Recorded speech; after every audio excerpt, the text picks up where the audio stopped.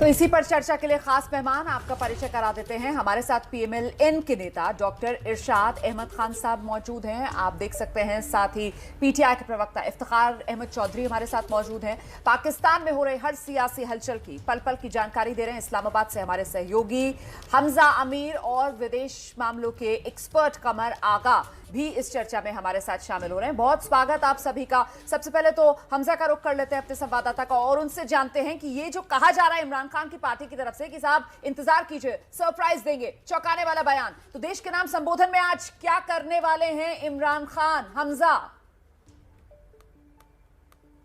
देखिए, हमारी सोर्सेज ये बता रही हैं कि पीटीआई ने और इमरान खान ने जो आज मीटिंग की है अपने सारे मेंबर्स से, उसमें कुछ बड़े फैसले लिए हैं, जिसमें से एक फैसला जो एक्सपेक्टेड है वो ये है कि ये मास रेजिग्नेशन देने के इरादे में है, यानी कि नेशनल असेंबली से भी और प्रोविंशियल असेंबली से भी जो है वो मास रेजिग्नेशन की बात डिस्कस की गई है कि अगर ओवरऑल इस्तीफे दे दिए जाएं तो फिर मजबूरन जो है वो जनरल इलेक्शन में जाने के अलावा और कोई ऑप्शन नहीं रहेगा। दूसरा ये कि इनको कम से कम 50% की जो है वो रेजिग्नेशन चाहिए नेशनल असेंबली में, असेंबलियां डिसॉल्व करने के लिए कम से कम 50% इनको रेजिग्नेशन चाहिए।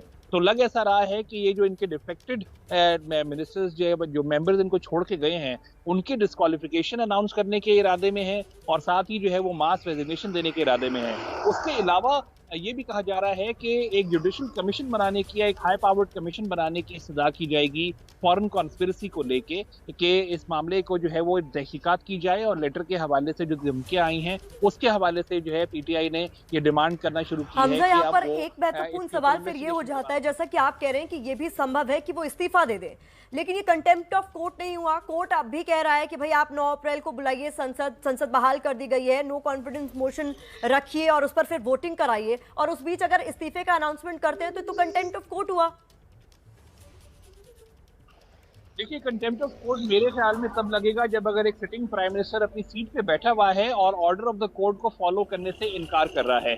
आपको याद होगा सैयद यूसुफ रजा गिलानी ने जब मेमो गेट के ऊपर जो है वो कोर्ट ने ऑर्डर किया था, तो उन्होंने वो ऑर्डर फॉलो करने से भी इनकार कर दिया था, और उन्होंने प्राइम मिनिस्टर सीट की सीट नहीं छोड़ी थी। इसी वजह से उनको डी सीट कर दिया गया था, उनको हटा दिया गया था कोर्ट की तरफ से, कंटेम्प्ट ऑफ कोर्ट के ऊपर।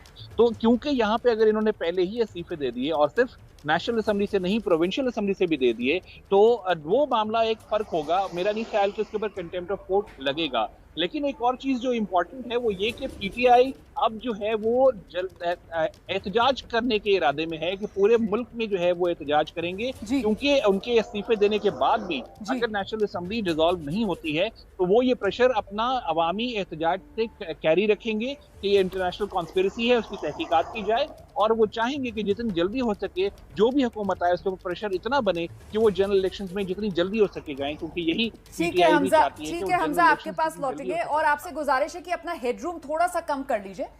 Thank you so much. मैं इस बीच रुक कर लेती हूँ।